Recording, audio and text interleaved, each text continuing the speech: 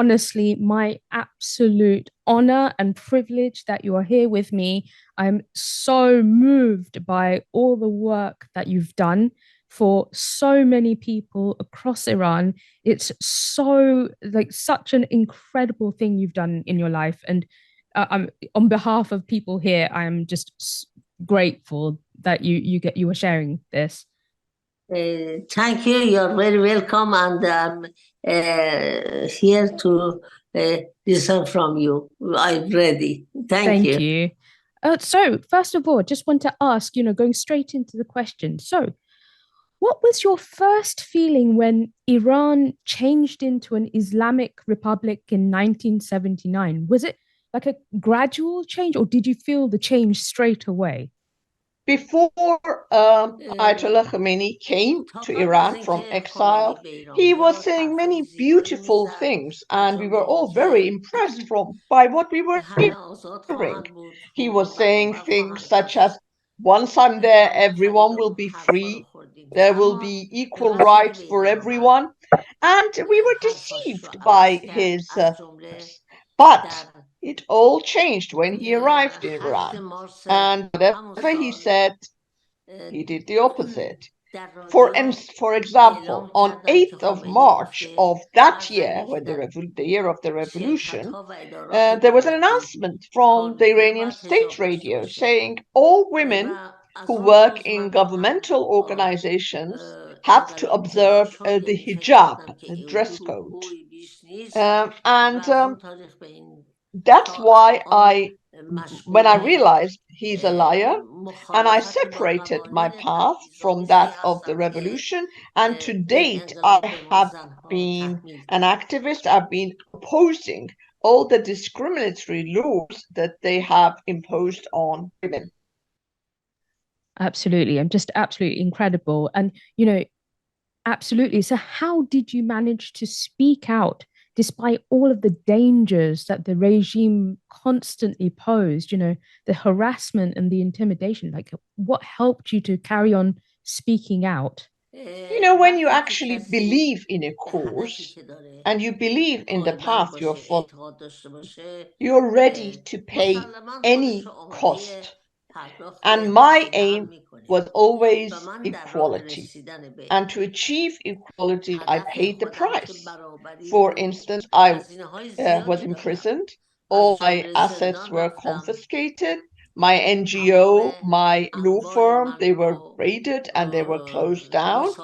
And my sister and my husband, they were arrested and imprisoned. So yes, I have paid a price, but I have no regrets whatsoever for my actions. و اینها هزینه بود که پرداختم، اما به هیچ وجه از انتخابی که کردم پشیمان نیستم.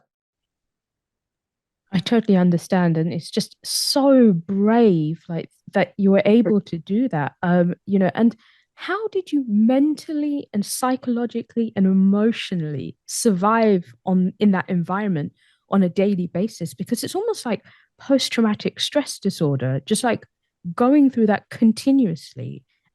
How did you manage that, especially after all the scrutiny of the Nobel Peace Prize?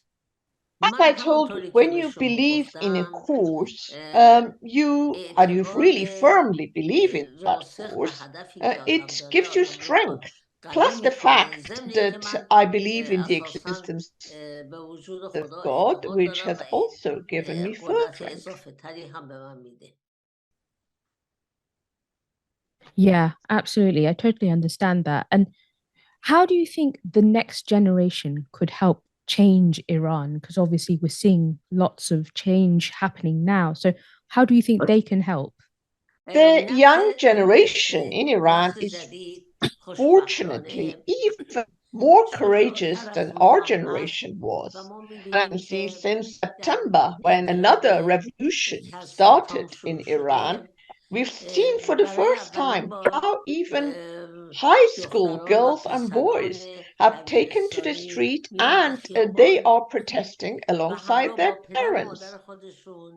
So there's a source of pride, and with this new generation, I predict a good future for Iran. I'm really glad to hear that because obviously it's so scary to see some of the stuff that's happening, the hangings and things like that. So, what is your feeling towards the current Ebrahimi Raisi regime? Is he worse than Rouhani, would you say?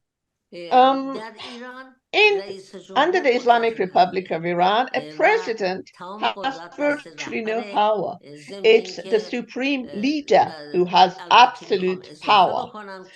And I would like to add that Ebrahim Raisi has always been known to be more infamous and a darker character than Rouhani. That's I'm like I guess it's not that known. We don't know much about that. The characters in the West, especially like what kind of people are there, and so. How do you think Iran will change despite having such a violent minority still in power?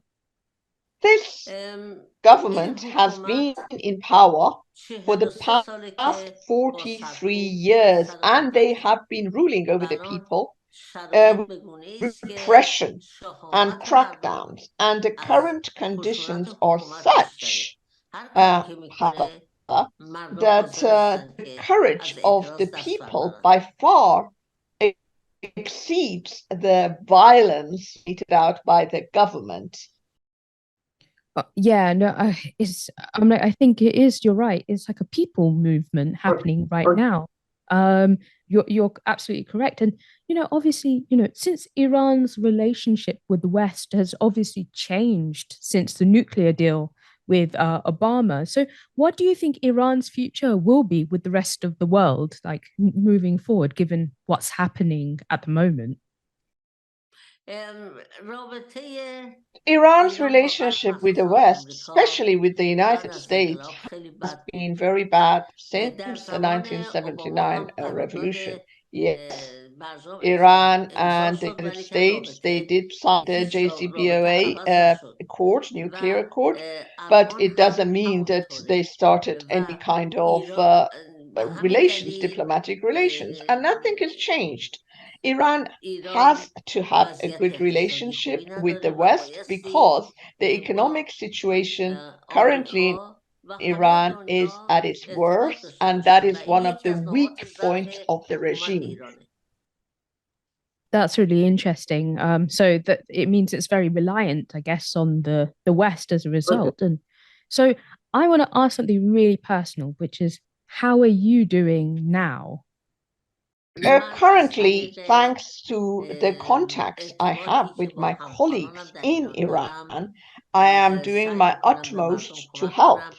And I do so through giving speeches, my books. I have a website which is dedicated to teaching awareness of human rights. And that is what I am doing at the moment. Well, thank you so much, Dr. Abadi, for everything you've done for people, the world, women. It is absolutely like brilliant. And, we're lucky to have someone like you, championing our rights, women's rights across the world. So Thanks. thank you.